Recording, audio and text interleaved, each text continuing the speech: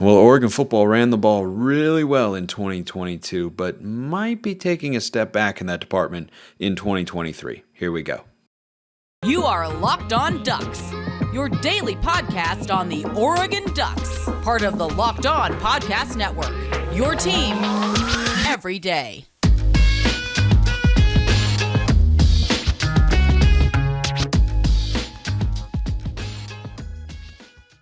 Yes, it is that time once again for Locked On Ducks. I'm your host, Spencer McLaughlin. Thank you so much for making this your first listen or your first view of the day. Part of the Locked On Podcast Network, your number one source to stay up to date with the Ducks. Please continue to like, comment, subscribe wherever you listen to or watch this show. I appreciate all of you out there who have done so already. And I appreciate all your questions that keep coming in. This one from Apollo 28, spelled with a U after the... It's APAULLO. That's fascinating. But YouTube, Twitter, whatever, send me your questions, get it answered here on the show. Hey, Spencer. I assume that's a reference to Kenny Wheaton. I'm honored. If it is, I have a question that requires your expertise. I will try. With our offensive line losing a few key members, but also looking to have gained a few very good guys in that room. Not good, but good guys. How do you see the running game doing from last year? Also, I saw today that Spencer Webb's child was born and figured let's give them our best wishes and love. Thank you, Locked On Ducks. I think I speak for all of you when I say that is how we are all feeling for Spencer Webb's child out there. So, and to his girlfriend and mom, hope everything's going great. So I think Oregon's rushing attack in 2023 can't possibly be as good as it was last year. Now, that does not mean that it cannot be good or that I don't expect it to be good. They were third in total rushing in yards, and let me remember how to speak English and read a stat and refer to notes while talking to you. I know how to do it fundamentally. I seem to have forgotten. Oregon was third in total rushing, total yards gained on the ground, and third in yards per game, and they were fourth in attempts. So it's not like they were, exclusively running the football. It wasn't, 2021 and such.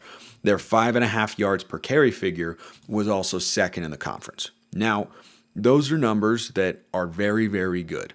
And if Oregon runs the ball in the similar statistical area as what we saw a season ago, then the offense is poised to have the same sort of success that they had last year. But the reason I don't think they're going to be able to get to those numbers, and by the way, I don't think this is going to be a cratering because you've got great running backs, you do have some talented offensive linemen, but that's the key. There has never been a great running back that succeeds without a really good offensive line. Think about the running backs who have won the Heisman Trophy. There's Derrick Henry.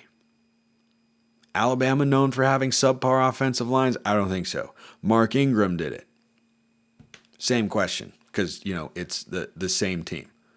LaMichael was a contender. Now, he stood out a little bit in that sense. That Oregon offensive line was indeed quite good. They were perfectly suited for the scheme that Chip Kelly was running, right? Which was a lot of pin and pull, get out on the edges and lead block and attack, everything at the edges of the defense. So they were very good in that sense between the tackles. They were good enough, and LaMichael was, of course, a very, very special guy. But you just go back and look at the running backs who have won the award. They're not coming from places or have been in the running. Stanford's running backs, Christian McCaffrey, Toby Gerhart, great offensive lines all the time, where more than one running back has succeeded in these sorts of systems. It hasn't been just those guys. Now, Stanford's gone downhill since then, of course, but Christian McCaffrey ran the ball well, and Toby Gerhart ran the ball really well. But so did other guys like Stephon Taylor. I mean, he was a very unheralded back, put up really good numbers because they had a great offensive line. And my point here is that your running backs can only be as good as they are capable of being. They can only reach their ceiling in terms of production if your offensive line is really good. And Oregon does have a lot of talent up there. But I will hammer this point over and over and over again because I think that it's important to understand as we set our expectations going into next year. You can have an expectation that Oregon should be good at any position group at any point in time, given the recruits they bring in, the coaches they can attract, and the portal transfers or the portal additions that they add as well. But at any point in time, you can also look at it and say, well, it was so good last year. It can't possibly be that good this year. And even when you have that much talent, you can expect it at a certain level, but you can't expect it to be at the level it was a year ago. Now, I don't know if there will be a bigger drop-off in run blocking or in pass protection. My guess would be in pass protection, but I still just can't see the line being as dominant as they were, especially when you've got a new center, right? You've got a new signal caller up there who's probably going to be Jackson Powers Johnson, got a lot of potential, close with Alex Forsyth, took some snaps at center last year. Like he's ready for that role, but still there's an adjustment, there's a learning curve. And for all the other guys too, it's so much about continuity and getting the calls right and all that sort of stuff and staying healthy, right? We know how important that is. Think back to like 2018. Oregon, when Penei Sewell was in the game and they could run the ball more effectively, I think they were like 5-1, and they were like 3-3 in the games that he missed. Or it was some huge disparity like that because he was so critical. So you got to be able to stay healthy, but you're trying to replace so much talent, so much experience, so much production that I just can't see the offensive line being the same. And look, does it matter who you have at running back? Yeah, absolutely. Absolutely. And I think Oregon's running back room should still produce above average compared to their Pac-12 peers. But if they took a slight step down, would I be surprised? No, not in the slightest. In fact, I'm kind of expecting that at some level. And I think that's where Bo Nix might have to step up a little bit, because he might have to do a little bit more, just be a little bit, more consistent, or a little bit. He was pretty consistent though in 2022, but he might have to do just a touch more here and there, because Oregon may not be able to pick up a first down on the ground as often on a 3rd down and 4, 3rd down and 5 when you're going up against a front seven like a Utah or a Washington State, teams like that. Though we ran the ball very well against Washington State and just about everybody, I think, except Utah last year. So I love the running backs. I love what they bring to the table. But running backs are at their most dangerous when they're able to get to the second level. Because just about every running back, unless it's Derrick Henry, if he runs into a defensive tackle, a defensive end, or a linebacker, it can be hard to make that guy miss. But when the lanes are opened up by the offensive line to allow him to get to the second level, that's when guys get super dangerous. That's when DeAnthony turns around to safety, or LaMichael jitterbugs away from a corner, or Bucky Irving side swipes to the edge and picks up an extra 8 yards because a defensive back took a bad angle, or something like that. That's where you want your running backs to be, but they can't get there on their own. So little step back in the offensive line. I think it's reasonable to expect the running game might take a little bit of a step back as well. Now, defensively, I'm expecting Oregon to take a step up. But could they do something that we haven't seen them do in many, many years? Maybe. The possibility is there should our expectation be there. And where am I even talking about? My head is just completely lost in the sauce that is the deliciousness of Built Bars, of course. That's why you don't know what's coming on the other side right now. But you always know what you have with Built Bars. You got to try Built. They're the best protein bars ever. I've never been a protein bar guy, ever. Never liked them.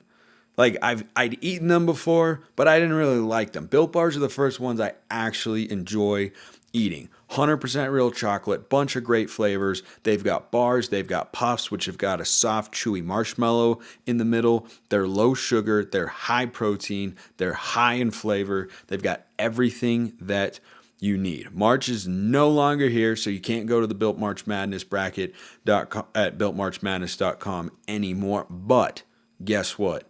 You can go to your local Walmart, Sam's Club, or Built.com, and you can go get your next order of Built Bars. Go check them out. You won't regret it. All right, so where was my head actually? Well, question here from my guy Blazer Duck, question asker extraordinaire. Spencer, I don't recall the last year and last team Oregon shut out in a game. Alabama and Ohio State seem to do it several times each year. I know Oregon's defense isn't up to their level, but like Ohio State and Bama's level, but do you see Oregon shutting anyone out this year? I would love to see it. I don't care if it came against Portland State or Hawaii. I just want to see a shutout. Well, I understand the mindset and the goal, and I think that it's something, it's hard to have takeaways sometimes when you play an FCS opponent. And yet, if you look at Oregon's Eastern Washington game from last year, it was pretty indicative of how the season played out.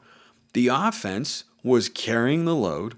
They scored a bunch of points, and the defense did enough, but kind of allowed more than you would have liked them to. And you had the thought in the back of your mind, is that going to come back to bite them in one of these games? And then at the end of the year, of course it did. So just for answering the question here on the shutout front, Portland State and Hawaii are the only real candidates. Maybe Stanford. I mean, you have to have a dominant defense, a really dominant defense to shut out another Power 5 school. I don't care who it is. I don't care if it's Colorado from 2022. I don't care if it's Oregon State 2017 or Washington's 0-12 team. I don't care. Any Power 5 school, you have to be ridiculously dominant to shut them out. And the other school also has to be pretty bad. Like Vanderbilt got shut out last year. That's Vanderbilt, right? Worst football program in the SEC. So Bama last year, speaking of Vanderbilt, held the Commodores to just 3 points, and they allowed 6 points to Mississippi State, which came on the final play to avoid the shutout as they were knocking on the door. Nick Saban wanted the shutout. It was like 30-0 or something. But they did shut out Utah State out of the Mountain West and Austin Peay. I think it's Austin Peay. It's Peay, which is just a ridiculous concoction. It's like the word colonel. Like, what are we doing here? Anyway, Georgia allowed just 3 points to Oregon, as we remember. They allowed 0 to Samford, it's an FCS school, and just 7 to TCU. Now, the quest for a shutout specifically is an understandable one because it looks nice, it feels nice. If you put one of these O's in the scoreboard department for the other team, that has a certain satisfaction to it. But in college football nowadays, with the way the game has grown and the talent is spread out across the country and the way it moves more often with the transfer portal and everything, it's not a requirement. It'd be nice and all, but really what we're looking for at the defensive end is dramatic improvement. And they should be able to put up, it would be nice to see some 4-quarter dominant defensive performances because Stanford first half this year, dominant defensive outing. Second half, not so much. Kind of let up, right? Foot came off the gas, allowed some plays, but first half, they forced a turnover. They didn't let them move the ball. They were never close to scoring. They only allowed 3 points. Like, seeing that play out for 4 quarters, I think in a game like Portland State or Hawaii would give me a greater sense of confidence that they're going to be able to come up when they're called upon later in the year against the better teams, the Washingtons, the Utahs, Oregon States, and USCs of the world. So I think it's something that I too would like to see. Like Blazer Duck ended the question with, I just want to see it shut out. I kind of do too, right? And I mean, Portland State is not historically as good as of an FCS football program as Eastern Washington. And Hawaii is also pretty darn bad. Like, I'm not going to say I'll be disappointed if neither of those games end up being a shutout. But, you get reserves in there, and then that can be tricky. But still, your reserves should be a higher caliber player than what are existing, across the board, or at least on average, at any FCS program or even a school like Hawaii, which is not that far above an FCS program. Frankly, they've really been struggling in the Mountain West. They haven't exactly had a Colt Brennan there in quite some time, but it can be indicative. It's not required, like I said, but like in 2010, when Oregon went undefeated. They had 2 shutouts that year. They shut out New Mexico out of the Mountain West, much like Hawaii, and Portland State. So if we see a shutout of Portland State, a win against Texas Tech, which would frankly rival a win against Tennessee in 2010, which was the other non-conference game, and then if we shut out Hawaii at home, we might be playing in the national championship game. That's all I'm saying. That's all I'm saying. But interesting question there. But if you go look across the board, this is the other point I need to make. Like Georgia and Bama hold people to really low point totals, and Oregon did not do that enough last year, and they haven't done that enough with the talent they've had the last couple of years, frankly.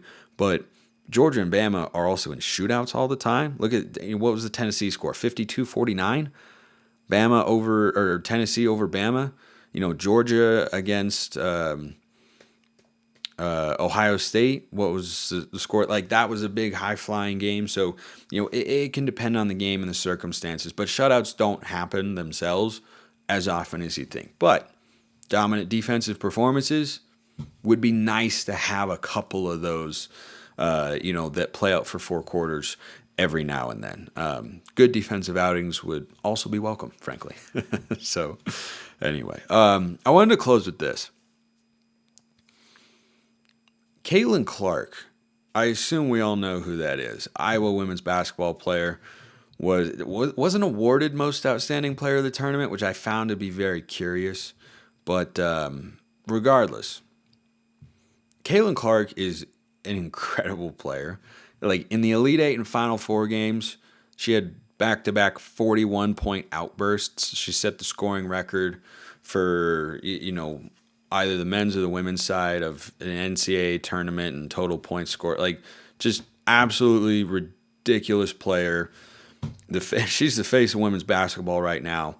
She came up short, and there's the whole feud with her and Angel Reese, and those thoughts are for perhaps another day and another time. But it just made me think. It really did make me think about one of the biggest what ifs in my life as an Oregon fan, right? Like there are several. What if Dennis Dixon doesn't hurt his knee? What if Dyer is called down? What if Chris Boucher doesn't hurt his knee? What if Oregon's got the receivers healthy for that Ohio State national championship game? Like you can go up and down the list. I'm probably missing some in there. In fact, I definitely am missing a big one. But a big what if is, what if COVID doesn't happen, or what if it's a year later? Sabrina and Oregon probably go win a national championship. And when I was watching Caitlyn Clark go on this amazing run, which has been awesome, like this is not at all a shot at Caitlyn Clark. It just kind of made me think back to, man,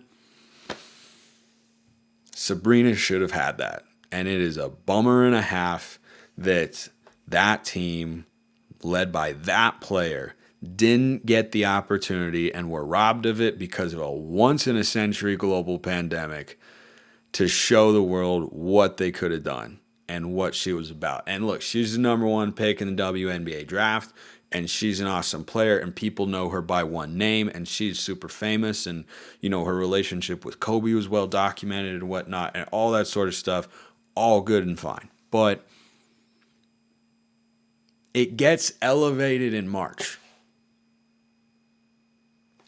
Everything that you do in college basketball is always elevated in March. And that team that beat Team USA, that beat UConn, that, and lost just twice. They were like 31-2 going into the tournament. They were, I think, going to be the number 1 overall seed, or certainly one of the 1 seeds. And, Clark has just been getting all this attention, which is completely and utterly deserved.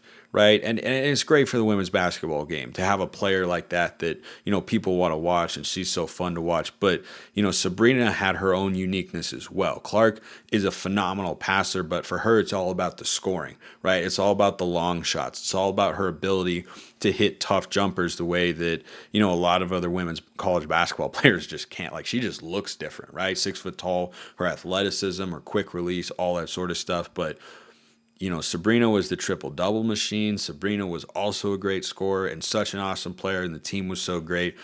I just found myself being bummed watching it going, man, Oregon should have been in the middle of something like this.